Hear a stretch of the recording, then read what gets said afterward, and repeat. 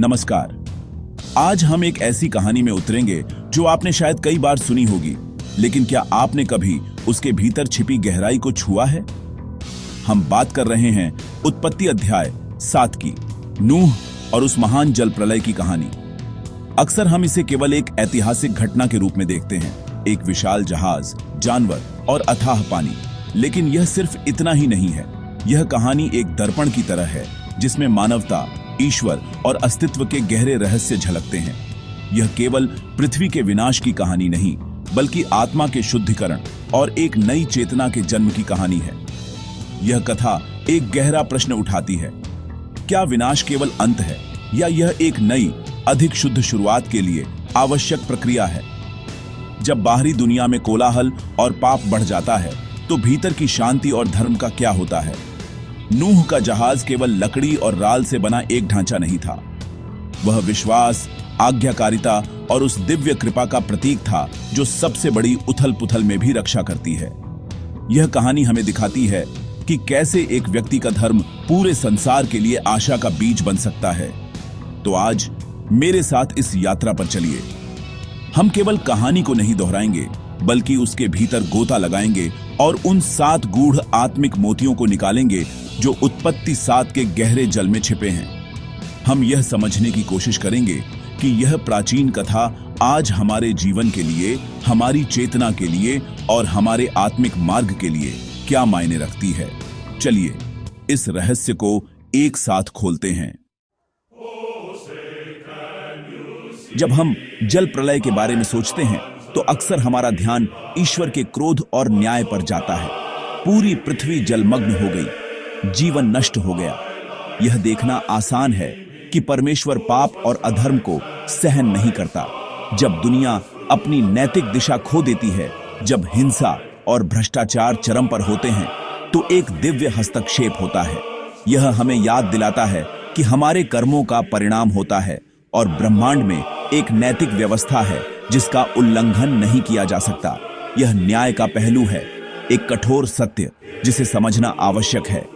लेकिन इसी कठोर न्याय के बीच करुणा की एक धारा भी बह रही है। परमेश्वर ने पूरी मानवता को नष्ट नहीं किया। उसने नूह को देखा, एक धर्मी व्यक्ति जो उस भ्रष्ट युग में भी अपनी सच्चाई पर कायम रहा। नूह के माध्यम से ईश्वर ने न केवल एक परिवार को, बल्कि हर प्राणी की प्रजाति को बचाने का मार्ग बनाया। यह ईश्वर की करुणा है। न्याय और करुणा एक ही सिक्के के 2 पहलू हैं। जब हम धर्म और सच्चाई के मार्ग पर चलते हैं, तो हम स्वतः ही उस दिव्य करुणा और सुरक्षा के पात्र बन जाते हैं जो जीवन के सबसे बड़े तूफानों में भी हमें बचाती है। कल्पना कीजिए, आपको एक ऐसा काम करने के लिए कहा जाए जो आपकी समझ से, आपके तर्क से बिल्कुल परे हो। आपको एक विशाल जहाज बनाने के लिए कहा जाए जब दूर दूर तक बारिश का कोई संकेत न हो। समाज आप पर हंसेगा, लोग आपको पागल कहेंगे। यही नूह की स्थिति थी। परमेश्वर ने उसे एक स्पष्ट निर्देश दिया और नूह ने कोई सवाल नहीं किया। उसने यह नहीं पूछा क्यों या कैसे।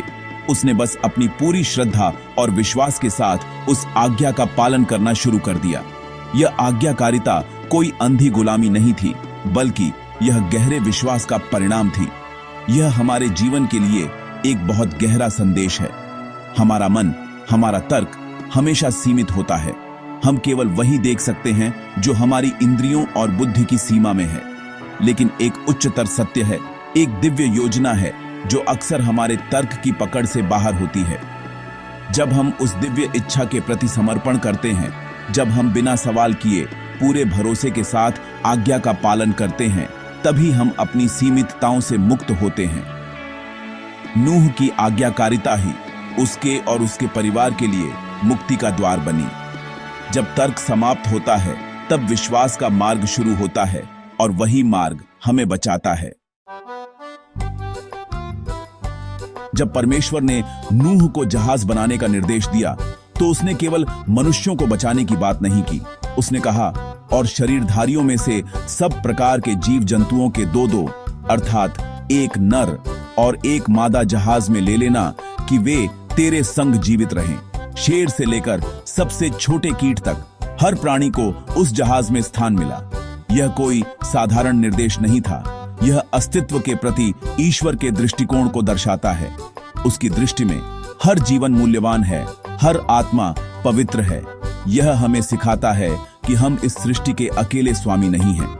हम इस जीवन के विशाल जाल का केवल एक हिस्सा हैं।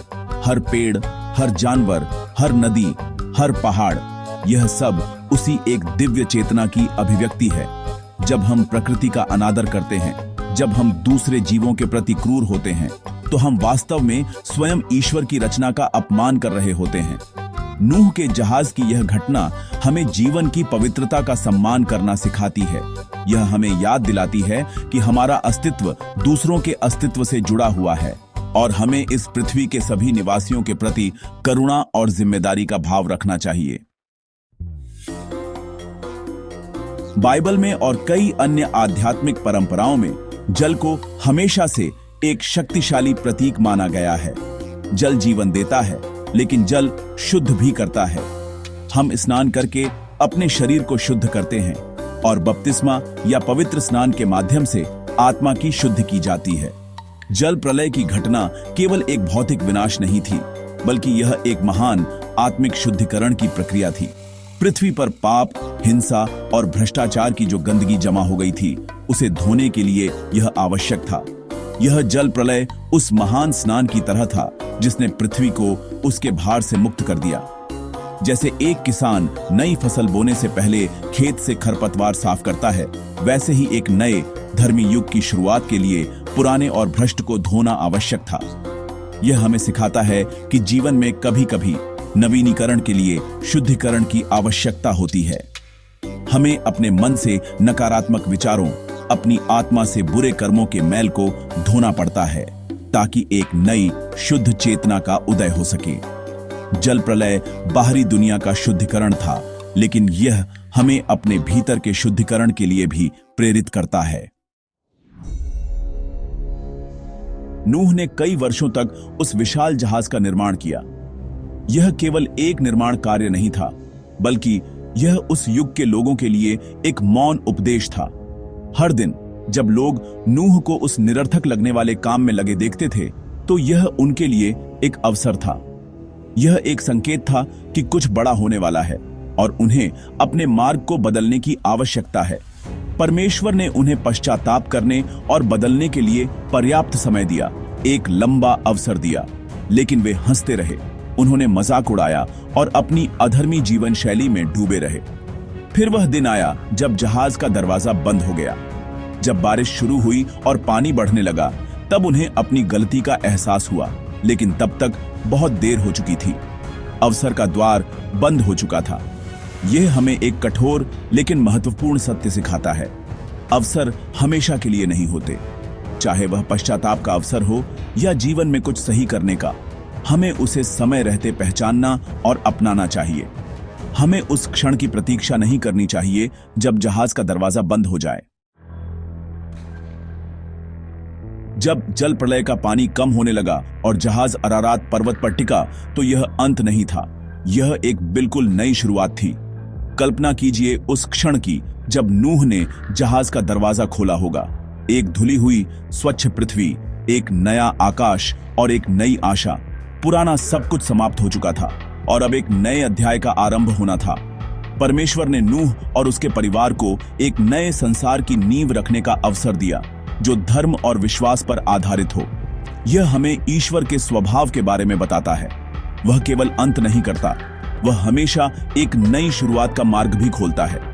जब हमारे जीवन में कुछ समाप्त होता है, चाहे वह कोई रिश्ता हो, कोई नौकरी हो या जीवन का कोई चरण हो, तो हमें इसे केवल एक अंत के रूप में नहीं देखना चाहिए। यह एक अवसर है, एक खाली पन्ने की तरह, जिस पर हम एक नई और बेहतर कहानी लिख सकते हैं। जल प्रलय ने सिखाया कि सबसे बड़े विनाश के बाद भी जीवन फिर से अंकुरित होता है। परमेश्वर पुराने को समाप्त करता है ताकि वह कुछ नया, कुछ बेहतर बना सके। वह विशाल जहाज जो लकड़ी और राल से बना था, नूह और उसके परिवार के लिए केवल एक आश्रय नहीं था, वह उनके उद्धार का, उनकी मुक्ति का एकमात्र साधन था। बाहर विनाशकारी जल था, मृत्यु और हाहाकार था, लेकिन जहाज के भीतर सुरक्षा, जीवन और भविष्य की आशा थी। जो कोई भी उस जहाज के भीतर था वह बच गया, जो बाहर रह गया वह नष्ट हो गया। जहाज उस समय के लिए परमेश्वर द्वारा प्रदान किया गया उद्धार का मार्ग था। यह एक भौतिक प्रतीक था, एक गहरी आत्मिक सच्चाई का। आज के संदर्भ में यह प्रतीक और भी गहरा अर्थ रखता है। ईसाई धर्मशास्त्र में नूह का जहाज यीशु मसीह का एक पूर्व संकेत माना जाता है। जैसे जहाज ने लोगों को भौतिक जल प्रलय से बचाया, वैसे ही यीशु मसीह में विश्वास हमें पाप और आत्मिक मृत्यु के प्रलय से बचाता है। वह हमारे लिए उद्धार का जहाज है। जब हम अपने जीवन को, अपने विश्वास को यीशु में समर्पित करते हैं तो हम उस आत्मिक सुरक्षा में प्रवेश करते हैं जो हमें जीवन के तूफानों और अंतिम न्याय से बचाती है।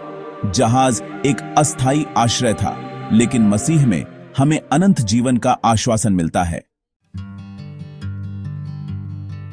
तो मित्रों, जैसा कि हमने देखा, उत्पत्ति अध्याय 7 केवल नूह और उसके जहाज की एक प्राचीन कहानी नहीं है। यह जीवन, मृत्यु, न्याय, करुणा और उद्धार की एक कालातीत गाथा है। यह हमें सिखाती है कि परमेश्वर पाप का न्याय करता है, लेकिन वह हमेशा धर्मियों को बचाने का मार्ग भी प्रदान करता है। यह हमें सिखाती है कि सच्ची आज्ञाकारिता, जो तर्क से परे विश्वास पर आधारित है, ही हमें मुक्ति दिलाती है। यह कहानी हमें याद दिलाती है कि हर जीवन पवित्र है और शुद्धिकरण के बाद ही एक नई और बेहतर शुरुआत संभव है। यह कहानी हमें आत्मनिरीक्षण के लिए मजबूर करती है। हम सब अपने जीवन के समुद्र में यात्रा कर रहे हैं, जिसमें पाप और चुनौतियों के तूफान आते रहते हैं। प्रश्न यह है कि हमारा जहाज क्या है? हम किस पर भरोसा कर रहे हैं जो हमें इस तूफान से बचाएगा? क्या हम अपनी सीमित बुद्धि पर भरोसा कर रहे हैं, या हमने उस दिव्य उद्धार के जहाज में शरण ली है जो परमेश्वर ने हमें प्रदान किया है? नूह की कहानी एक चेतावनी भी है और एक आशा भी। यह चेतावनी है कि अवसर का द्वार हमेशा खुला नहीं रहता, और आशा है कि पश्चाताप और विश्वास के लिए कभी भी बहुत देर नहीं होती। इसलिए आज एक क्षण रुकें और सोचें, क्या आप ईश्वर की पुकार सुन रहे हैं? क्या आप उस जहाज को देख रहे हैं जो आपके उद्धार के लिए तैयार किया गया है? समय रहते परमेश्वर की ओर मुड़ें, उसकी आज्ञाओं का पालन करें और उस सुरक्षा और शांति को अपनाएं जो केवल उसी में मिल सकती है। नूह की कहानी को केवल एक ऐतिहासिक घटना के रूप में नहीं, बल्कि अपने आत्मिक जीवन के लिए एक मार्गदर्शक के रूप में देखें। धन्यवाद।